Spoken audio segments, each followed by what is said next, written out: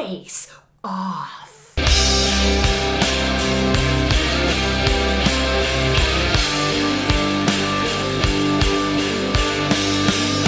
Whew, I'm dizzy. Thrash your head, not people. The moral of today's story. That's all we need. Hello, dear doodlebugs and friends. It's Mary. It's Game of Vlogs, where we talk about the most recent episode of Game of Thrones. And as always, this video is a big old pile of Game of Thrones spoilers with organic spoilers drizzled on top. And then they finally chop up a bunch of spoilers and then you sprinkle it on top and you stick it in a big clay spoiler and you bake it for about 40 spoilers till it comes out. You can tell it's done when you smell the spoilers. And somewhere either on the screen or in the description below, there's a link to a quick exit so you can go watch something else. It's a video that I made today on my art channel that's kind of a tribute, I guess, to all of the, I don't know what that's going on in most of the world, but recently Florida, Orlando. Nothing, no offense, Orlando, but you've had it rough lately. Sometimes people lose their face and become no one, and they forget that they are a people. So with that, we're gonna get into the episode in 3, 2, 1. All right, season 6, episode 8, No One. Arya Stark faces down the Terminator in Face Off. There's 2 action movies that I scissored together.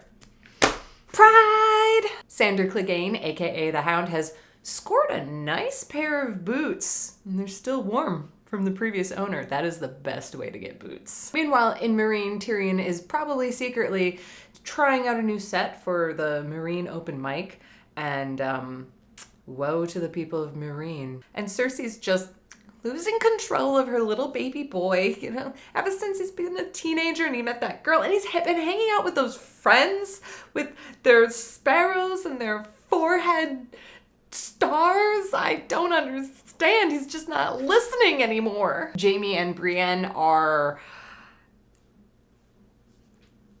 it's complicated. And the Blackfish is dead? Like, the Hound dead? Or Oberyn dead?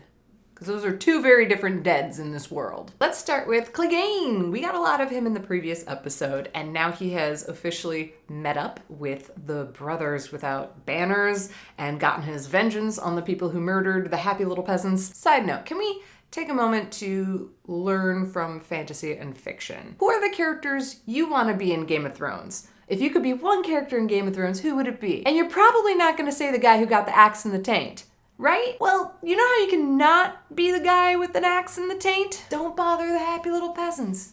Just don't. Anyway, we got this dynamic of Beric Dondarrion and Clegane, who, remember, I think last time they saw each other, they were in a cave trying to kill each other, and in fact, Beric Dondarrion did die, but then came back to life because of our favorite Lord of Light. Thank you. I don't know how to salute ya. I'll just light my hand on fire. And I keep saying it, but I can feel it's just around the corner. Someone is gonna make an appearance, and I'm excited to see this character coming. And it's really cool getting to explore Clegane and where he's at as a character. We've seen he has multiple dimensions, and he's coming off of renouncing this life of violence and then being really inspired to go back into it. He's also a very pragmatic guy. He's a warrior, yeah, but he doesn't really seek out the violence. And so if you can avoid it, I can see him forgetting and forgiving with Beric Dondarrion. They're not going to be cuddle buddies, but they can hang out. Meereen, Missandei, Grey Worm, Tyrion. Jokes. I do want to see these characters getting to know each other, but I think it could have been done in a way that didn't use variations of jokes that my uncle forwards everybody in emails. And while it ended on a really exciting note, like a battle is building up, something's gonna go down, and Daenerys is back in town, her entrance was a little, very casual. Oh my goodness, what a day. There's a bunch of people outside the pyramid. I'm gonna pee quick, I'll help you with that. Dude, I would still be on the 405 if I did not take the dragon. You were right, that was a good idea. Cersei. Anytime a scene opens with Cersei sitting there sipping a glass of wine, I just want to sip a glass of wine. Oh, Cersei, you're reaping what you've sown. And now Tommen has made this big announcement that you can't do trial by combat, which takes away Cersei's grand plan of using the mountain yet again. This time he's a zombie, so I feel like he's even more undefeatable. But, and this storyline ended on a very intriguing note of this rumor that Qyburn mentions. What's the rumor? Does he know what Bill Murray whispered into Scarlett Johansson's ear at the end of Lost in Translation? Is it details about Project Blue Book? Or is it just a bunch of spoilers from later on in the book? Probably. My theory is the rumors are about the High Sparrow, and it's some kind of information that will knock the power out of his hands. Like my roommate knocked a brownie out of my hands once in college. I was just about to eat it. She went, hi-ya, and high-kicked it, and I felt emotional about that. My desserts are the one pure and unselfish thing that I will defend and protect, like Cersei defends and protects Tommen.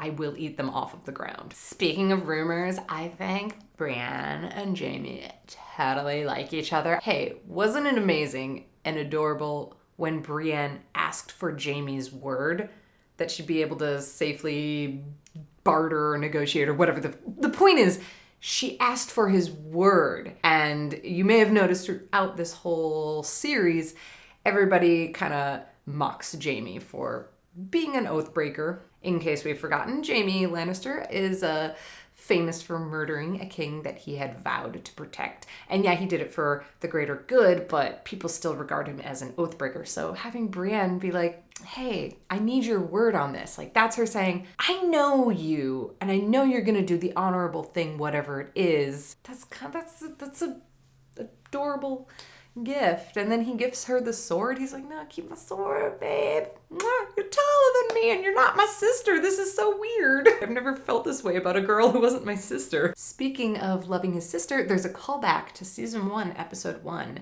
when Jaime is about to push Bran out the window. He says, the things we do for love, or the things I do for love. I can't remember. The point is, he says this to Edmure during the negotiation scene. I feel like there's a lot of not good things in store for Edmure at the hands of Jaime Lannister. It's very foreboding. Edmure does have a baby and a baby boy, and he was used as a prisoner. He was used to get the castle back.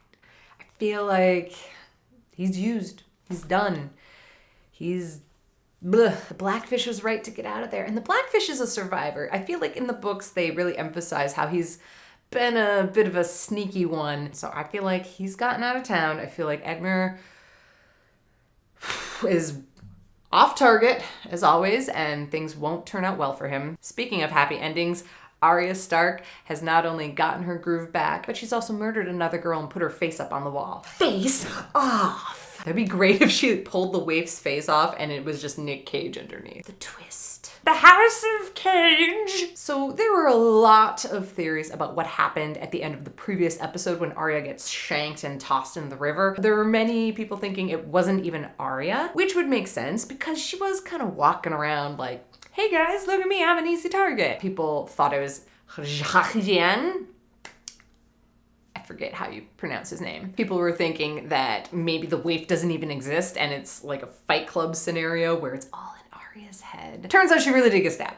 I mean, she did get a lot of beauty sleep, but I still feel like she was doing a lot of running and stunts and activity for somebody who got an abdominal wound to her belly. She got her belly buttoned. I know you could argue that the initial slash could have been very superficial, but she got her belly buttoned a couple times. Hey, thanks to domestic violence, Lady Crane was very good at healing Arya. So my question is, how much of what happened was premeditated by Arya? She clearly seems to be leading the waif into that little street closet where she kept her sword. I would never, it seemed like it was unlocked and open and just anybody could go in there and steal your precious sword. That would have messed up the plans. But there's that obvious shot of her smearing the blood on the wall like, don't follow me, I'm wounded. Yeah, that's a trap. But was it a trap to go to Lady Crane to be healed? I know that it was probably more out of desperation, but I feel like if a super assassin is hunting you, they would know to go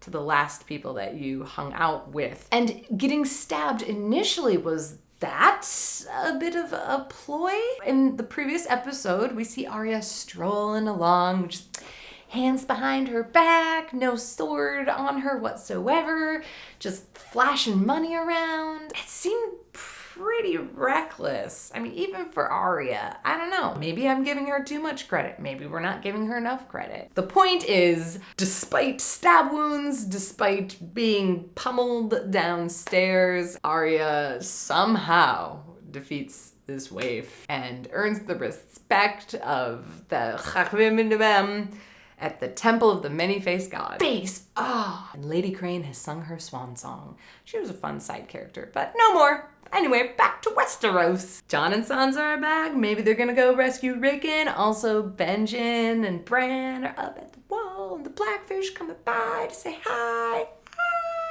Is Arya gonna be back in Westeros and hang out with her sister? I don't know. We can only hope. All right, let's wrap it up with my most loved character of the episode. I'm gonna say Sandor Clegane. I don't know, I want him to be my big bodyguard. He's like the perfect anti-hero. Like, he fights for good, but he fights for himself. He's like a Han Solo of Westeros. Most hated character of the episode, I'm gonna say the waif. She's just so one-dimensionally mean, just mean. She only hates Arya because she knows that if she left the Many-Faced God, she doesn't have like a home and a family with a castle to go back to. So she's just jealous. If there's one person in this episode whose face I'd like to see on a wall, face off. And my favorite scene of the episode is Mountain Smash! When he smashes the follower of the High Sparrow. I was about to call him a holy man, but anybody wielding what appears to be a board with nails in it is not a holy man until he himself gets a sword through him. It's just so satisfying to see happen. And the death pool.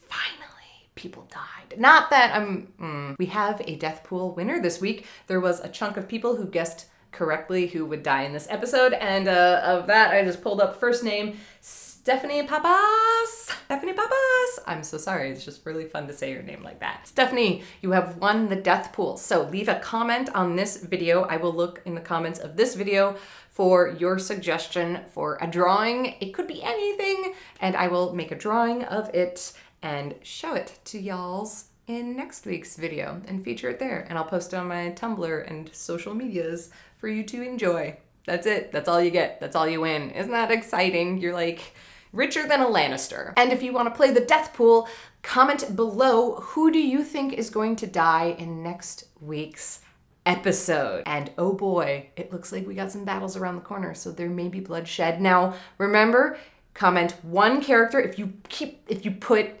Ramsay or Jon Snow, it's one or the other. Like, no, pick a character.